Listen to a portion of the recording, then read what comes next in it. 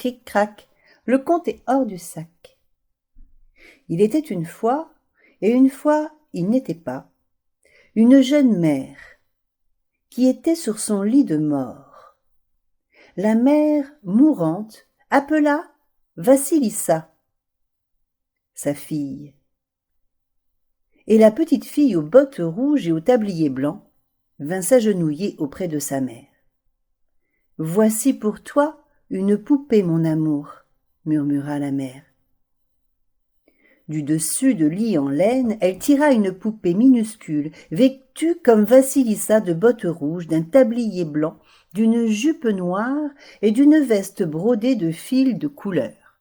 « Ce sont mes dernières paroles, mon aimé, dit la mère. Si tu perds ton chemin ou si tu as besoin d'aide, demande ce que tu dois faire à cette poupée. Tu seras assisté. Garde toujours la poupée avec toi, n'en parle à personne. Nourris-la si elle a faim. Elle te vient de ma mère. C'est ma bénédiction, ma chère enfant. » Sur ces mots, le souffle de la mère alla dans les profondeurs de son corps chercher son âme et lui fit franchir ses lèvres. Elle était morte. L'enfant et son père la pleurèrent très longtemps. Puis, tel un champ cruellement labouré par la guerre, dont reverdissent les sillons, la vie du père connut le renouveau. Il épousa une veuve avec 2 filles. La belle-mère et ses filles avaient beau parler poliment, sourire comme de nobles dames, leur sourire était celui d'un rongeur. Et le père de Vassilissa ne s'en apercevait pas. Lorsque les 3 femmes étaient seules avec Vassilissa, elle la tourmentait, l'obligeait à les servir, l'envoyait couper du bois jusqu'à ce que sa jolie peau en soit toute abîmée. Elle la haïssait, car il y avait en elle une douceur qui appartenait à un autre monde. De plus, elle était très belle. Elle se montrait serviable et ne se plaignait jamais, tandis que la marâtre et ses filles se comportaient entre elles comme font les rats la nuit parmi les immondices. Un jour, elles en eurent assez de Vassilissa.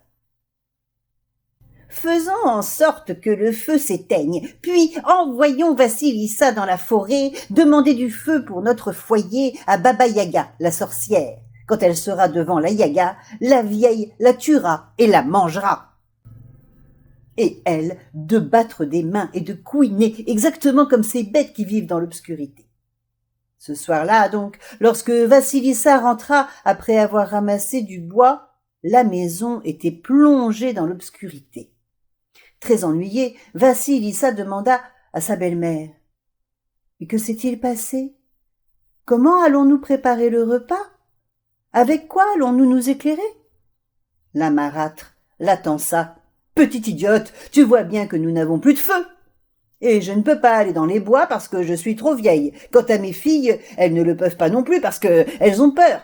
Tu es donc la seule à être capable d'aller dans la forêt, trouver Baba Yaga et lui demander de la braise afin que notre feu puisse repartir. » « Très bien, » répondit innocemment Vassilissa, « c'est ce que je vais faire. » Et elle s'en fut.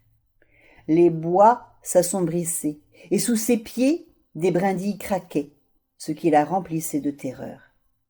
Elle plongea la main dans la poche de son tablier et trouva la poupée que lui avait donnée sa mère sur son lit de mort.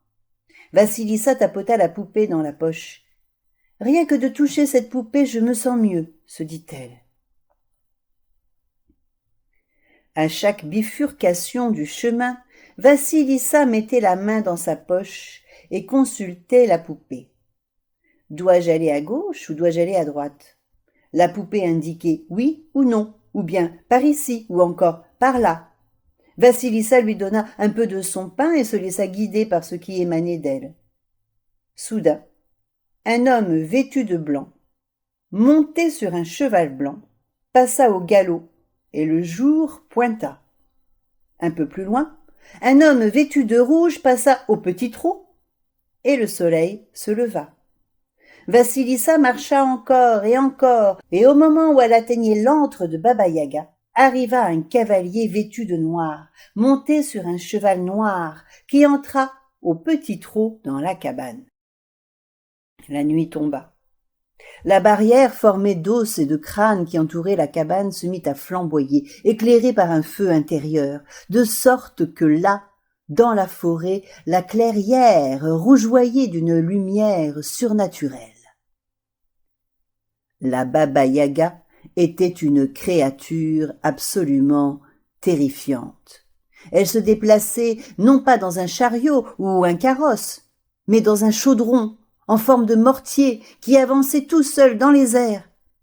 Elle dirigeait ce véhicule grâce à un aviron semblable à un pilon, tout en balayant les traces de son passage au moyen d'un balai fait avec des chevelures de mort. Et le chaudron fendait le ciel, les cheveux gras de Baba-Yaga volant au vent. Son long menton se recourbait vers le haut, son long nez se recourbait vers le bas, et ils se rencontraient au milieu. Elle avait un petit bouc blanc et des verrues sur la peau à force de manipuler des crapauds.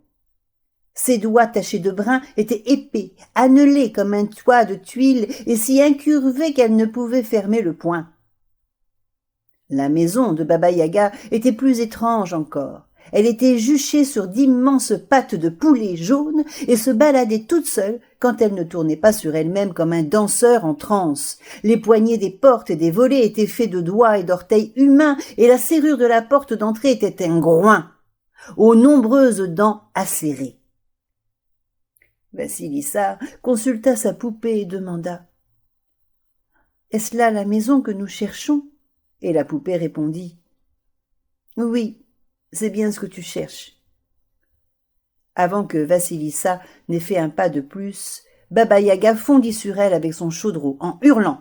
« Qu'est-ce que tu veux ?» La jeune fille trembla. Grand-mère, je viens chercher du feu. Ma maison est toute froide et les miens vont mourir.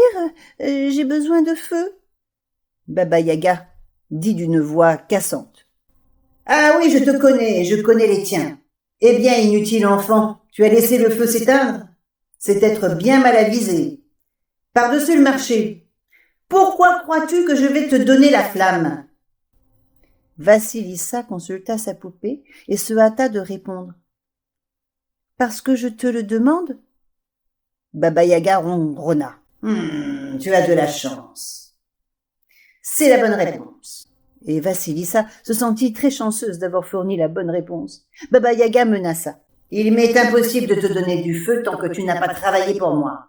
Si tu accomplis ces tâches pour moi, tu auras le feu. Sinon... » Et Vassilissa vit les yeux de Baba-Yaga se changer en braise rougeoyante. « Sinon, mon enfant, tu mourras. » Baba-Yaga alla dans son antre en grommelant. Elle s'allongea sur son lit et demanda à Vassilissa de lui apporter ce qui mijotait dans le four.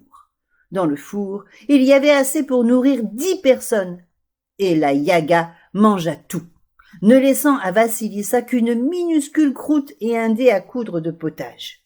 « Lave mes vêtements, balaye la cour, nettoie la maison, prépare ma nourriture, sépare le froment attaqué par la rouille du bon blé, et veille à ce que tout soit en ordre. Je reviendrai bientôt pour vérifier ton travail, et s'il n'est pas fait, tu me serviras de festin. » Là-dessus, Baba-Yaga s'envola sur son chaudron, et la nuit tomba de nouveau. Dès qu'elle eut disparu, Vassilissa se tourna vers la poupée. « Que dois-je faire? Vais-je pouvoir accomplir ces tâches dans les temps ?» La poupée l'assura qu'elle le pourrait, et lui dit de manger un peu et d'aller dormir. Vassilissa donna aussi un peu à manger à la poupée et s'endormit. Au matin, la poupée avait fait tout le travail. Il ne restait plus qu'à préparer le repas. Lorsque le soir Baba-Yaga rentra, tout était terminé. Satisfaite, en un sens, et en un sens pas satisfaite du tout parce qu'elle ne découvrait aucune faute, elle lança. « Tu as beaucoup de chance, ma fille. » Elle appela alors ses fidèles servantes pour moudre le grain. 3 paires de mains apparurent dans les airs et se mirent à la tâche. La balle volait dans la maison comme une neige d'or. Lorsque ce fut fait, Baba-Yaga se mit à table. Elle mangea durant des heures et le lendemain ordonna à Vassilissa de nettoyer à nouveau la maison, de balayer la cour et de laver ses vêtements. La Yaga désigna un énorme monticule de terre dans la cour. Il y a là de nombreuses graines de pavot, des millions de graines de pavot. Je veux que demain matin, il y ait une pile de graines de pavot et un monticule de terre, bien distincts l'un de l'autre. Compris? Vasilissa manqua s'évanouir. Mais ciel, comment vais-je faire cela? Elle glissa la main dans sa poche et la poupée murmura. Ne t'inquiète pas, je m'en occupe. Cette nuit-là, Baba-Yaga se mit à ronfler et Vasilissa essaya de trier les graines de pavot.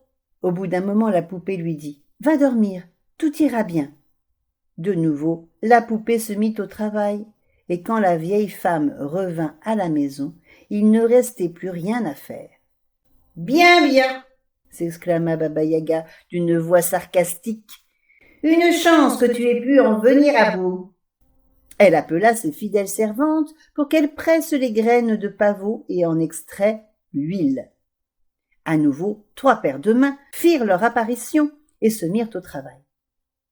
Cependant que Baba-Yaga se barbouillait les lèvres de graisse en mangeant son ragoût, Vasilissa se tenait non loin d'elle. « Eh bien, que regardes-tu ainsi ?»